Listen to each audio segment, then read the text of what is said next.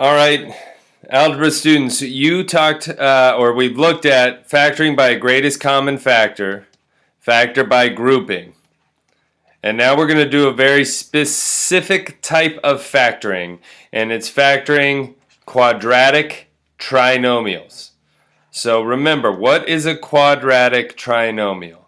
A quadratic has an x squared as its highest power of x, and a trinomial has three terms.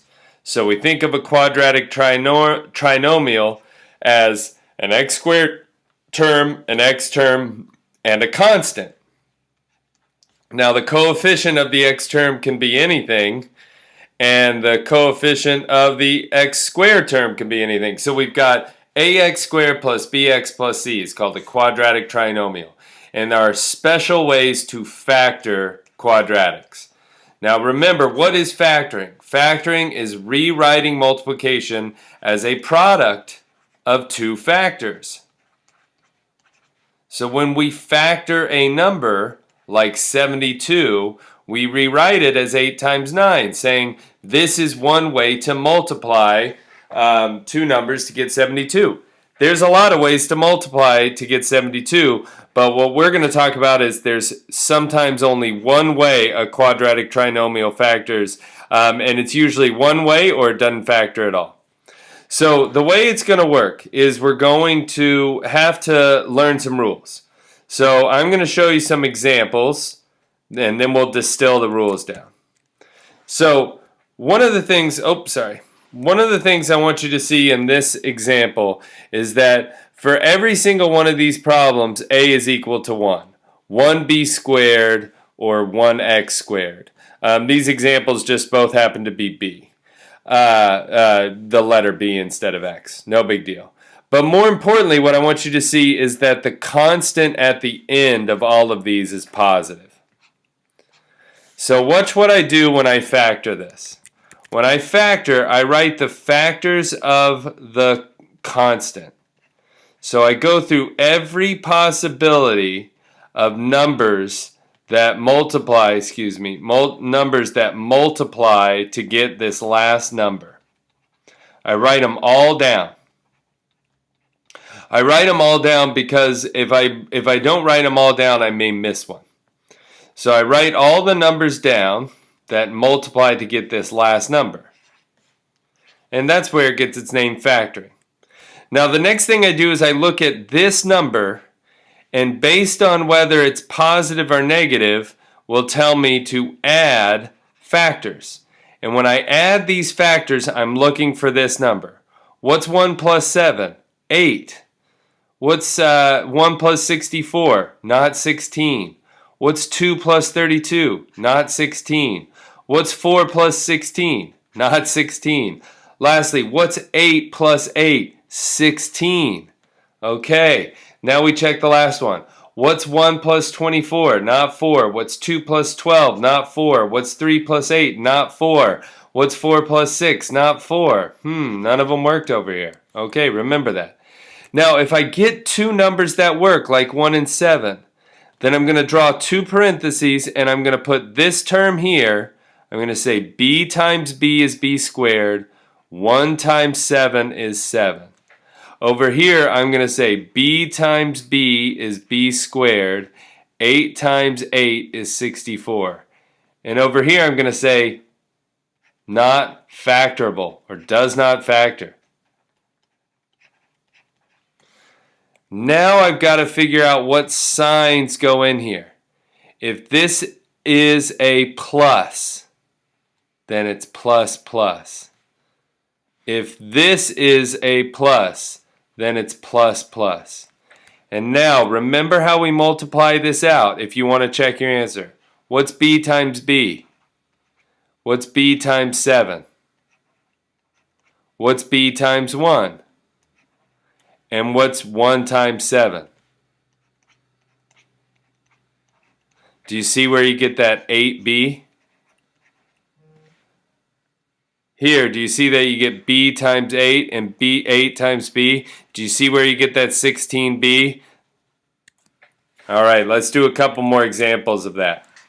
So what if I told you x squared plus 5x? Here, we'll do a different one. X squared minus 5x plus 6. So here are your rules. 1. List the factors of c, of the constant. If c is positive, add factors looking for that middle term.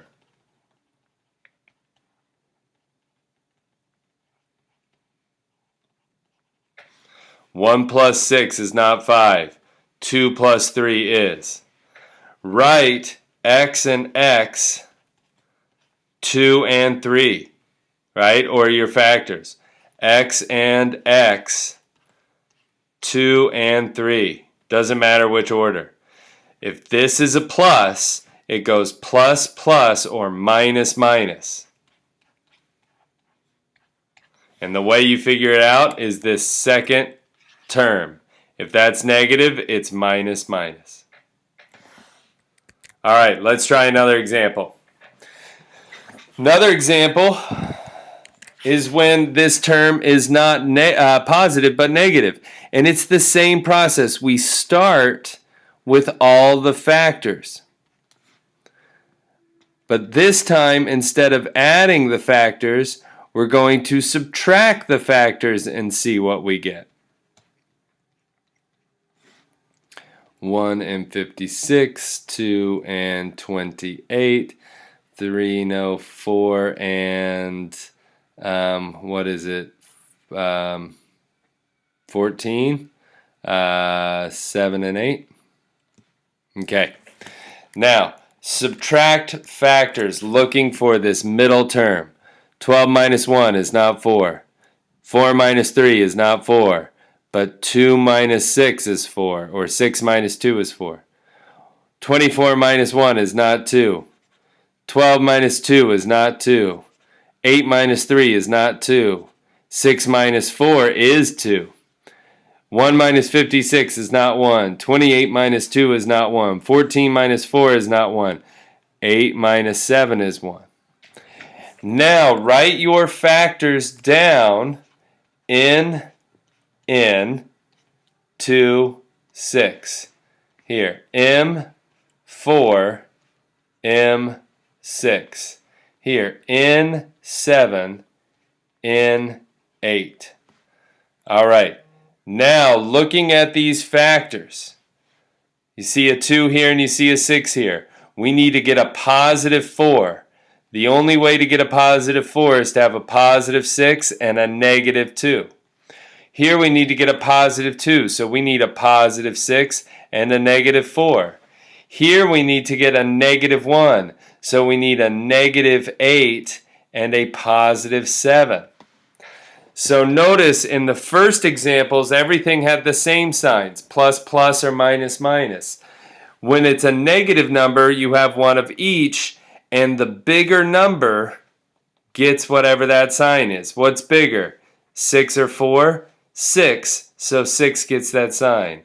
What's bigger, 8 or 7? So 8 gets that sign. So let's look at another example with a minus constant. So what we've got here is something like x squared minus 5x minus 6. So 1, we list the factors of c. Once we list the factors of c, 1 and 6, 2 and 3, if c is negative, we subtract factors looking for the b value.